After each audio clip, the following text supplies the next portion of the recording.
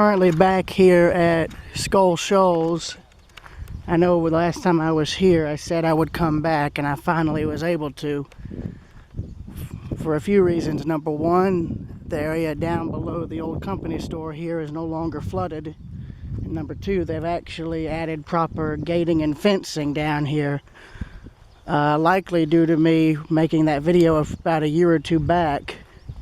So I'm glad something I did manage to give something positive to this, because the fencing will now make it far more difficult for idiots to come in and ruin all this. Looks like the store has had some more deterioration since I was here last. Oh, wait a minute. Well, scratch this. This is still a bit flooded. Okay. Alright, so it's still a little flooded, but I don't know if the rest of what I want to see is out here or elsewhere. Let me check the photo I took of the map.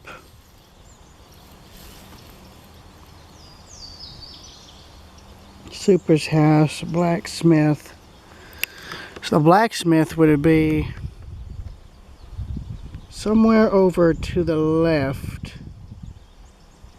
But the power plant, which is something I'm also interested in seeing, is off in that direction, I think.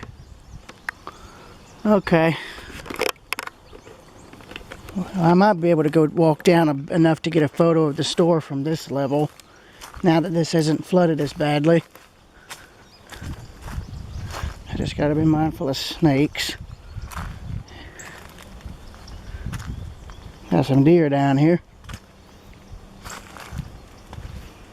Gotten to think, about a year ago, this was underwater. This was a genuine floodplain. And now look at it. You can see where the water always congregates. It always congregates down here. There's what's left of the general store.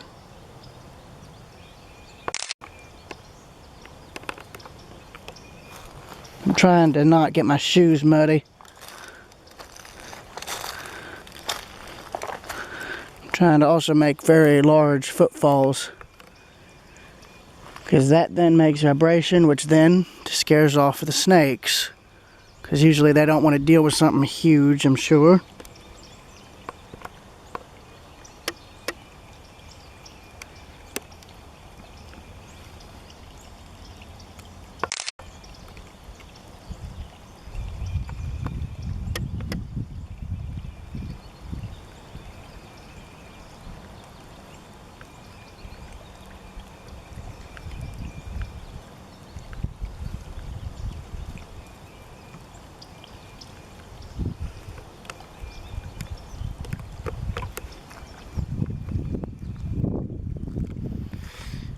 I was also able to do a little bit of, I guess, unofficial volunteer stuff over on the Athens Branch Railroad earlier.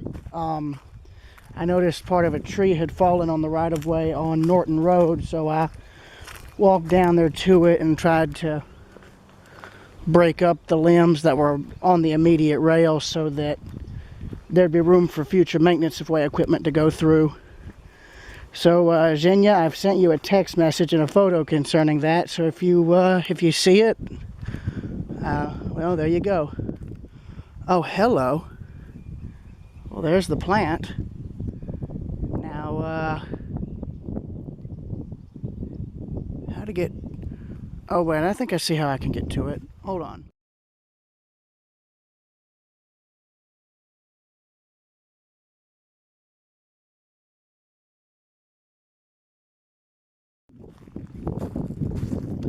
Alright, I'm back.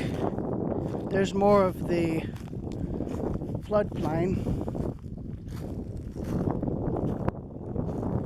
And there is what's left of the old power plant, along with the bridge that once led to it.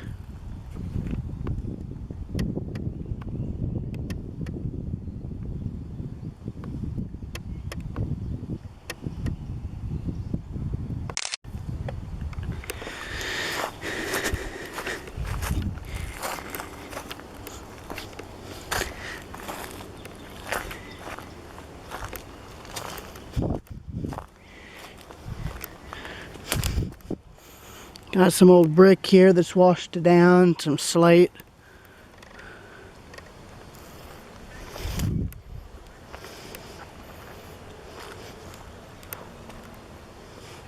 There's the bridge.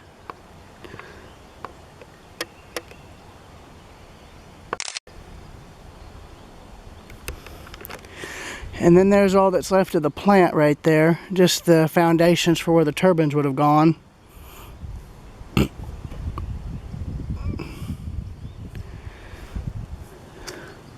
And there's, rather here's actually, a more unique view of the general store.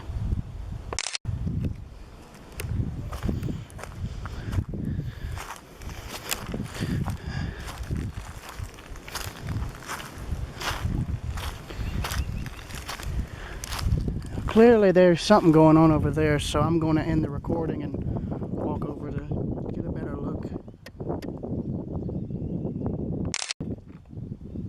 So see y'all then.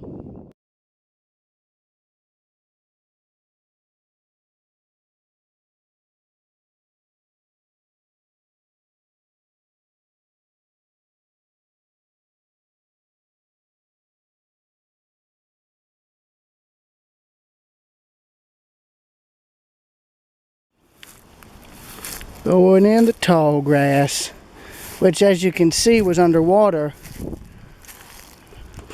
or looked to be underwater before it dried out, I don't know. But here's another view of the bridge. Really good brick construction, I'll go on and say, for it to have lasted this long.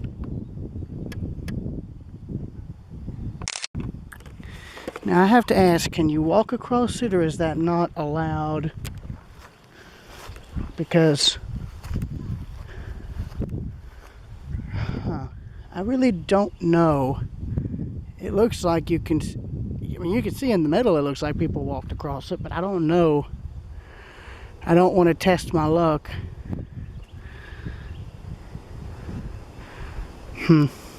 I'll ask in a minute or two.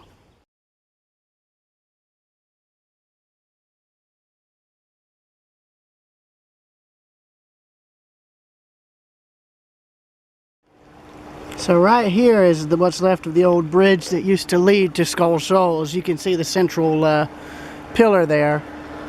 When it was built, I'm sure it was likely a covered bridge originally. Oh, and there comes a boat. I didn't even realize this was deep enough for a boat to show up here. Great.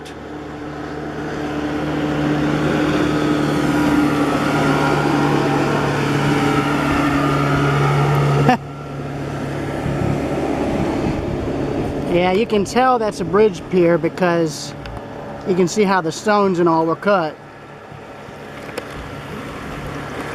Here's the waves from the boat.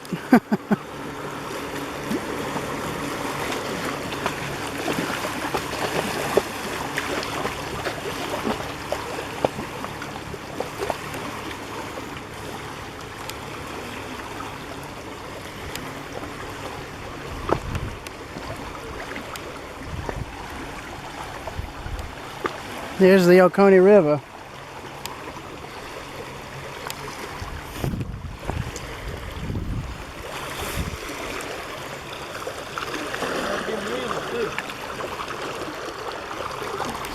And here's a better view of this pillar here, what's left of it.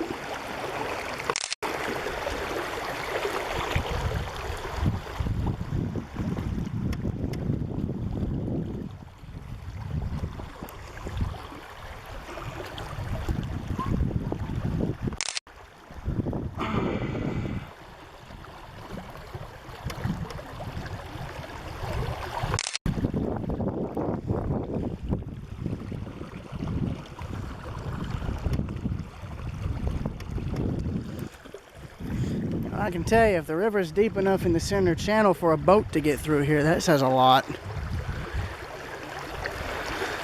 But yeah, I'm sure there's remains of a road over there since the bridge used to be here, which was likely a covered bridge, if I'm not mistaken. Most bridges from the era were covered. So I'm sure if they were to do some metal detecting, they could find stuff from people who dropped stuff on the way over. Then there's footings here, I think, what's left of them. Now to get across this. That's going to be the fun bit.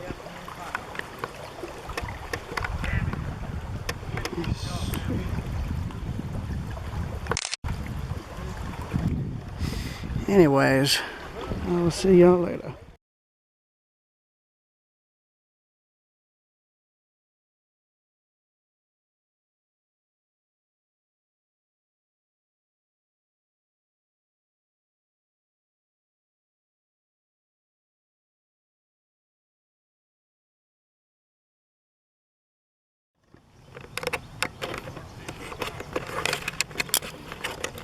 Alright, so there's a slight pile of stone there, as you can see. And if you look on the ground, you can see more stone rock foundations. And there's a bit of a rise here in the landscape where I'm standing. Now I think this could either be the blacksmith shop or Super's house. One of the two.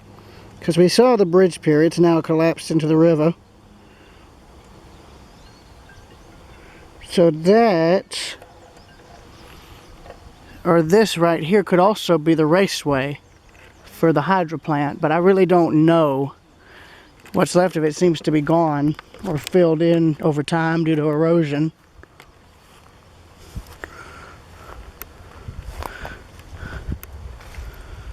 Yeah, so this right here must have been the raceway, and then this must have been either the blacksmith shop or the house, or it could be part of the old raceway wall. I don't know, but the fact that's still intact is amazing.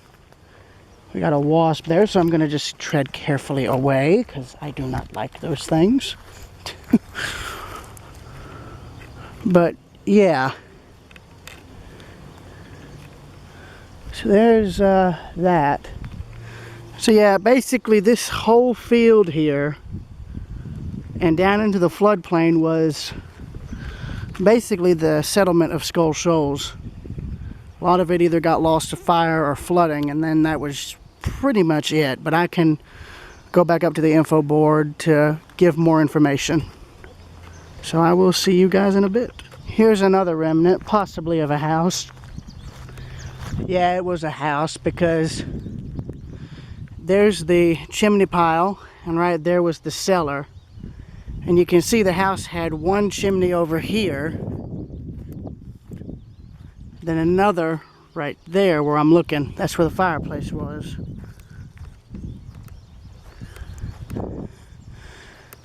It was likely, you can see it had what may have been some sort of arched brickwork for windows or doorways. Cut granite foundation walls. Or, you know, this could have been something else entirely. But I'm looking, you can see there was a fireplace right here. And then another right there, and then you can see a clear foundation right here, plain as day. Of course, everything has collapsed in on itself, sadly. Though it would be nice if the volunteers could reconstruct this to give you an idea of what it once looked like, even in a ruined state. But you can see it also extends back to about here. So this was a fairly big building at one time. Unless this was the blacksmith and I'm just getting everything confused. Or backwards, I guess. I really don't know. But you can see there's an obvious foundation that more or less goes the entire length of this hill. So everything either collapsed inwards or outwards and then piled up, and then everything grew on top of it. As you can see there, that's actually masonry work. More bricks, which were handmade. As you can see, those aren't modern bricks. That's all handmade clay brick. And that right there could be where they were doing excavation work, or, you know, where the old clay bricks just disintegrated over time and just melted into a pile of clay, which you know, would eventually happen to the brick anyway, because that's really all it's made of is red clay. So the info board's over there, and I'll get some more photos of the store. So 1, 2, 3.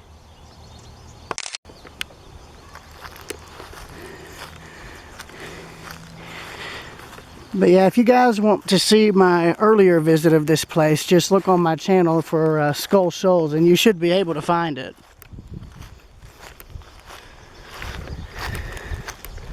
And then you have another foundation here, so that was probably a wood home.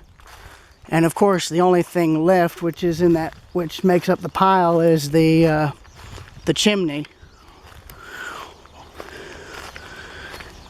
That's what a YouTuber named Aqua Chigger usually looks for when he's out metal detecting in Maryland and whatnot. When he's on old home sites, he'll look for something like this out in the woods, because you'll have the foundation stones for the fireplace and chimney, and then you'll have the chimney brick itself. And as you can see, that's a handmade brick, which, if I'm being honest, is likely stronger than what they make nowadays.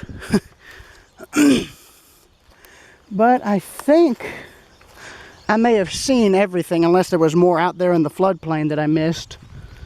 But yeah, that's more or less it.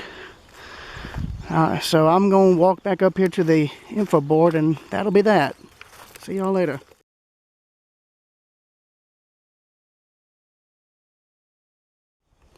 Yeah, so here's the info board. As you can see by the timeline, this place was first habitated in 1784, and it looks like when they took that picture, the general store's old chimney was still standing. It must have collapsed over the last 20 or so years. But yeah, basically this place did not really last all that long. 1784 to 1897, that's when the town was abandoned. So it lasted about 2 to 3 years before 1900, and then it was all over. Now here's an idea of what was here in terms of what I was trying to see. Oh, you guys can pause to read.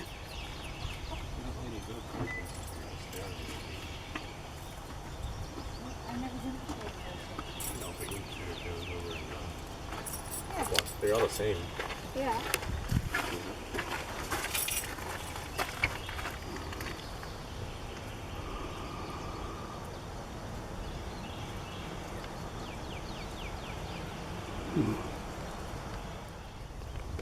Yeah, I just wanted to retract my information regarding me saying that this wasn't a very long-lived settlement. I actually did the math, and when you subtract 1784 from 1897, you get 113. So technically, this settlement lasted just over 100 years, which isn't really all that bad.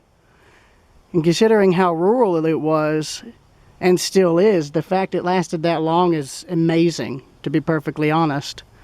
Now again, I could be wrong on the math, but still, that is impressive. And as for this group, major props to them for trying to keep this place intact. And I hope they're still active, I really do. But I don't see anything regarding a website or anything, and I hope they have one, because that would really help in terms of people wanting to sign up and volunteer to pretty much help continue preserving this place. Because for one, it'd be nice if they could rebuild that, though it would be hard to tell what's what. But this is a good example of what happens when people abandon a place and never return. Because 1897 to 1997, that would mean the town was abandoned for more or less 100 years. And then 2007, so it's been abandoned longer than it's been lived in. So it's kind of like the town version of SS United States, where the ship's been out of service longer than it was in service.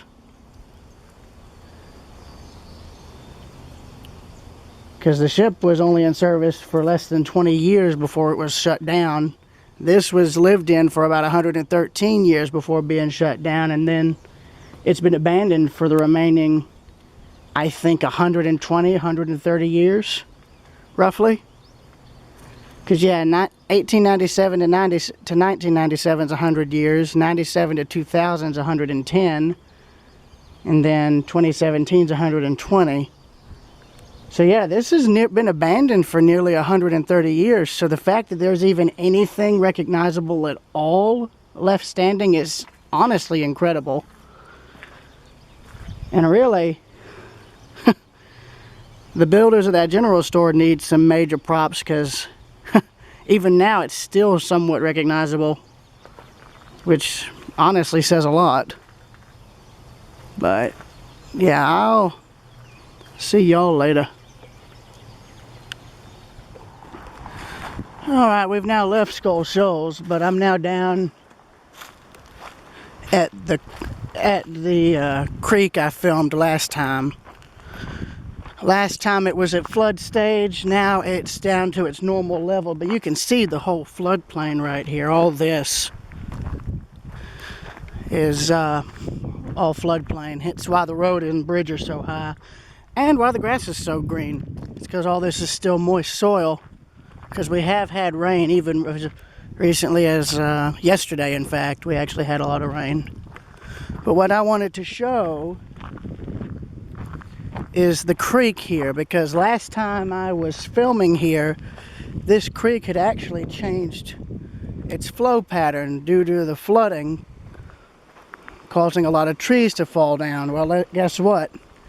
There's the creek's original course right there. Still has some flow, though that'll probably dry up in the next few years.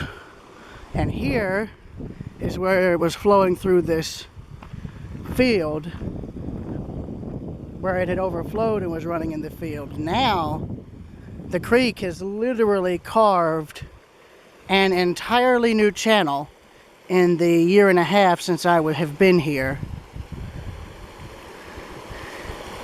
And you can actually see it pretty much carved a new channel and even made an island since I was here last, which is just shows you the power of water. It really does.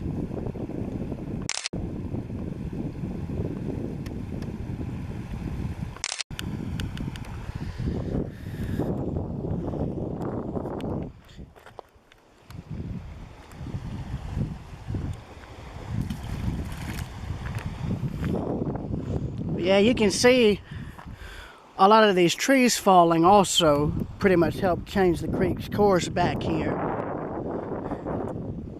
Because I remember its flow path was actually somewhere around here in the middle, and now look at it.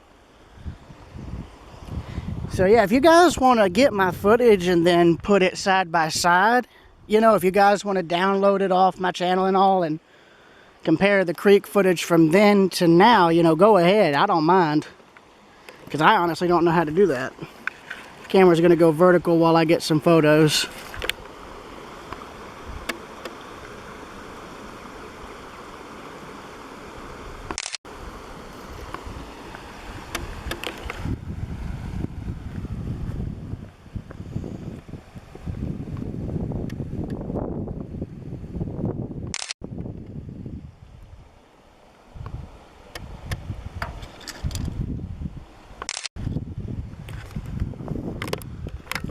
My grandmother's parked over there. And then here's the creek on this side. As you can see, it hasn't really changed all that much. A lot of the drainage holes may need to be dug up on the bridge, but still.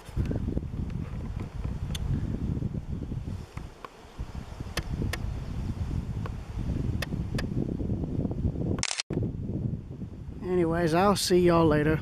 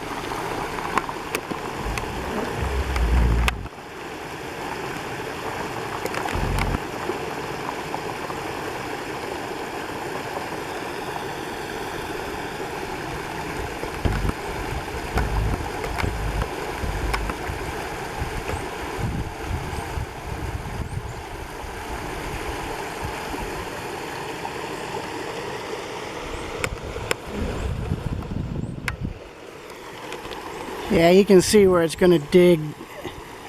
Yeah, sorry, my brain malfunctioned. I was gonna say, you can see where the creek is now pretty much digging an entirely new flow path here. So the highway department may need to come in here, or the Forest Service is gonna have to come in here and later and dump rock riprap on this side so this won't eat out the road here and wash it out, because that can now flood over its bank and then curve around here, and then it will start eating away the roadway here until it pretty much washes out, because it could wash out right here across from the bridge if it gets high enough or strong enough during flood season. But that's neither here nor there, I guess. And I guess it's up to the Forest Service to decide what to do about this. But yeah, this is an example of nature doing what nature's gonna do. It doesn't abide by our rules. See y'all later.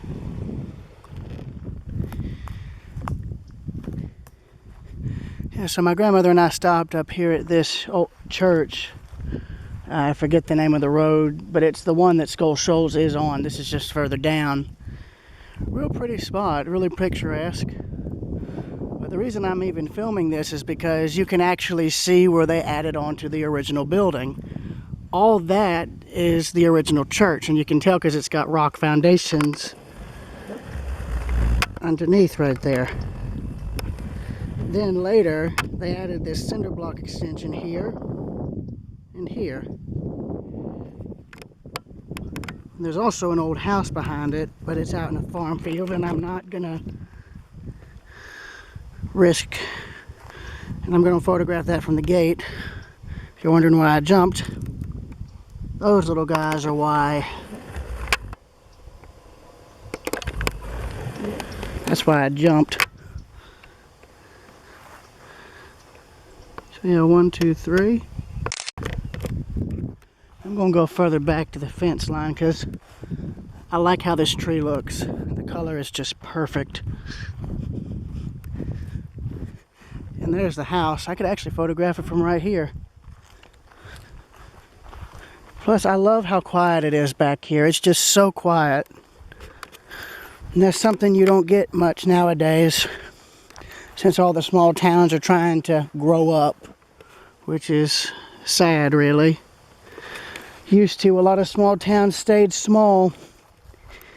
They stayed small, they stayed quiet, and they had no issues with traffic.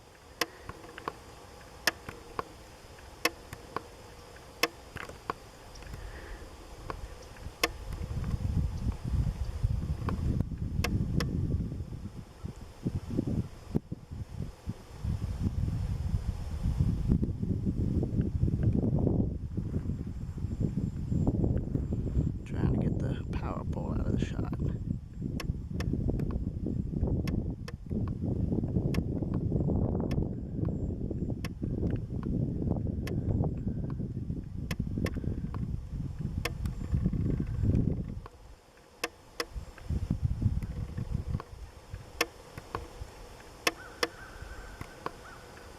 I'm trying to get the camera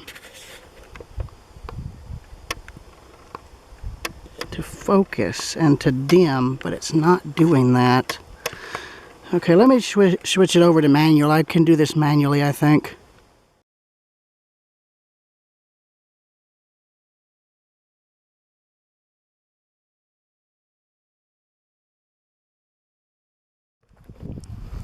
Alright, I got the photograph in manual. Now I want to focus on the tree, so the camera's going to go vertical.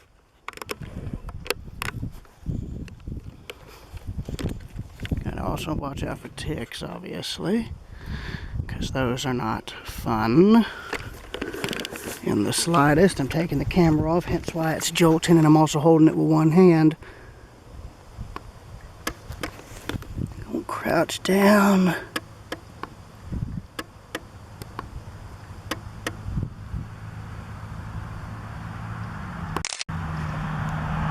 There we go.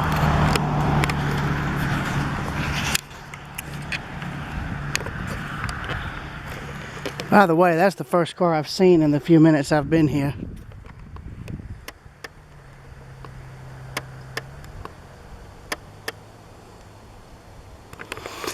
Yeah, I wanted to get the church from the opposite side, but the sun is backlighting it, so there's no easy way to really get that picture. Maybe later in the day, but not now.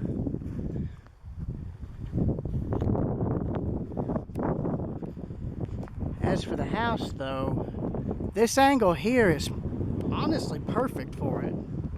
I just got to get under this tree where I have some shade, and so that the house isn't backlit. So that was a 2-room sharecropper's shack, or house, or whatever you wish to call it. Those were common later on, post-Civil War and all. Sidestep Adventures, he does a lot of videos pertaining to these homes, so if you guys want to learn more about them and a more educated history on them than what I can give, I'd recommend checking him out because he does a fantastic job. Plus he's from around here too.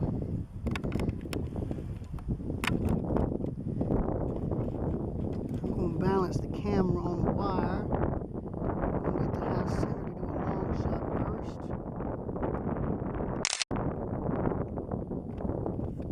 Now I'm going to zoom in slowly. Try to get the house in center frame with the tree.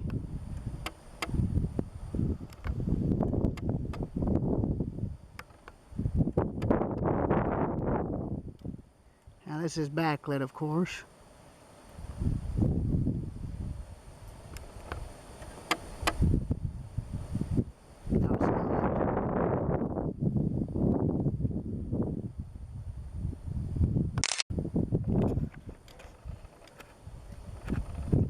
Excuse me one second.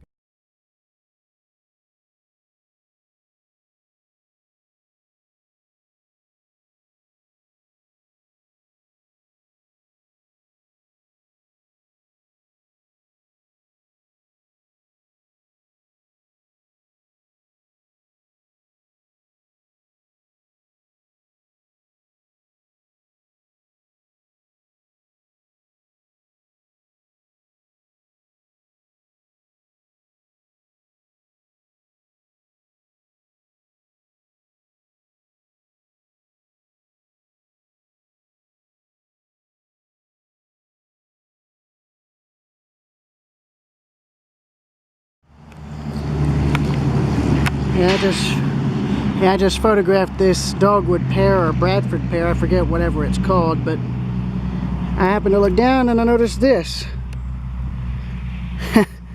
Yeah, every time I see a rock wall now, I'm constantly reminded of New England because they're way more common up there, but you'll occasionally see old properties and stuff where people from New England moved down here, you know, 100, 150 years ago when they built rock walls for their property, and they'll still be standing, which is nice.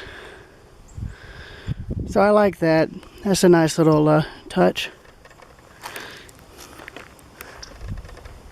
And here's that tree I was photographing earlier.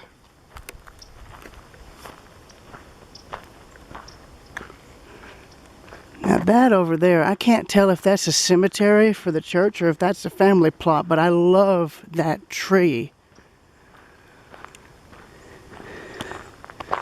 I may need to come back up here when these old trees are all in bloom, because then it would look real pretty and real photogenic. And yeah, no, that's, I think that's a cemetery up there, unless that's farm equipment parked under there. Let me zoom in and just find out. Yeah, no, that's a cemetery. Okay. God, that is a gorgeous oak tree. Or, well, I think it's an oak tree. I really don't know. And if you're wondering why I'm walking closer, it's because I'm trying to zoom in to where I'm not having the power lines in the shot.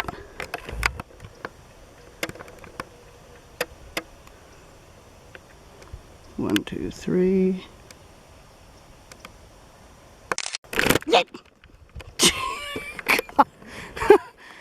And I just got scared by a freaking bug flying right into my ear.